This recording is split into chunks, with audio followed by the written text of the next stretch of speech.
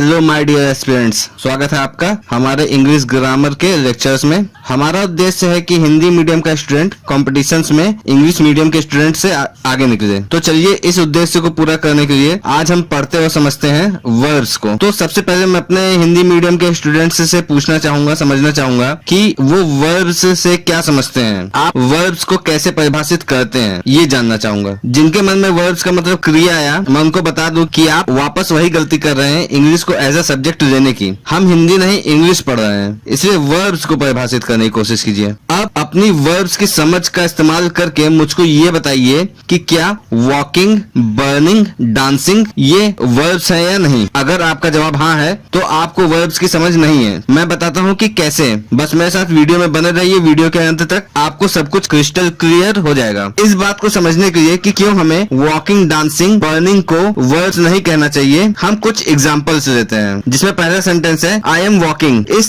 Sentence से आप क्या समझते हैं, इस सेंटेंस का क्या मतलब है, ये सेंटेंस आपके दिमाग में क्या इमेज बनाता है। इस सेंटेंस का मतलब है कि मैं एक प्रोसेस कर रहा हूँ पैर उठाने की, रखने की और अपनी जगह से आगे या पीछे बढ़ने की। समझ में आ गई बात। अब एक और सेंटेंस लेते हैं, it is a walking stick. ये सेंटेंस आपको क्या मैसेज दे रहा है, आपके दिमाग में क्या इमेज बना रहा है ये सेंटेंस। हम सब जानते हैं कि इस सेंटेंस का मतलब ये नहीं है कि स्टिक अपना एक पैर उठा रही है, रख रही है और आगे बढ़ रही है, बल्कि ये एक छड़ी है जो चलने में सहायता करती है। इसका मतलब वॉकिंग स्टिक में वॉकिंग प्रोसेस नहीं बता रहा, बल्कि छड़ी की विशेषता बता रहा है। इसलिए यहाँ पर वॉकिंग एडजेक्टिव का काम कर रहा है, एक पार्टिसिपल का काम कर रहा है, ना कि एक वर्ब का। पार्टिसिपल हम आगे पढ़ेंगे। अभी जो बातें जरूरी है वो ये है कि वॉकिंग वर्ड एडजेक्टिव का भी काम कर सकता है और वर्ब का भी। अब सारी बातों को क्लियर करता हूँ। हमने देखा कि एक ही वर्ड वर्ब, एडजेक्टिव या किसी और पार्ट्स ऑफ स्पीच की तरह काम कर सकता है, और ये डिपेंड किस पे करता है कि वह वर्ड सेंटेंस में कैसे इस्तेमाल किया गया है। इसलिए किसी भी वर्ड को देखकर ये बोल देना कि वह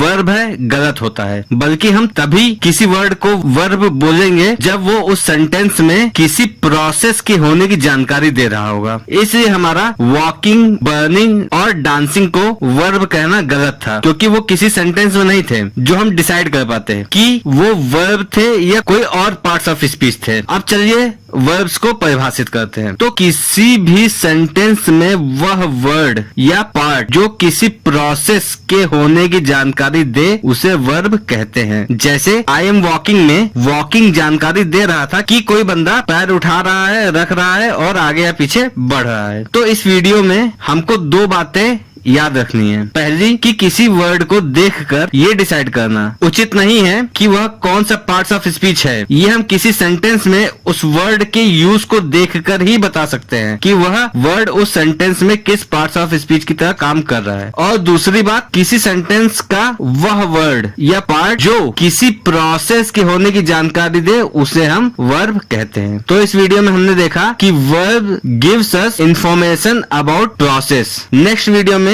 हम वर्ब्स के आर्किटेक्चर से जुड़े कुछ इंपॉर्टेंट पॉइंट्स देखेंगे। तो कृपया इस चैनल को सब्सक्राइब कीजिए, वीडियो को लाइक कीजिए और कमेंट करके जरूर बताइए। धन्यवाद।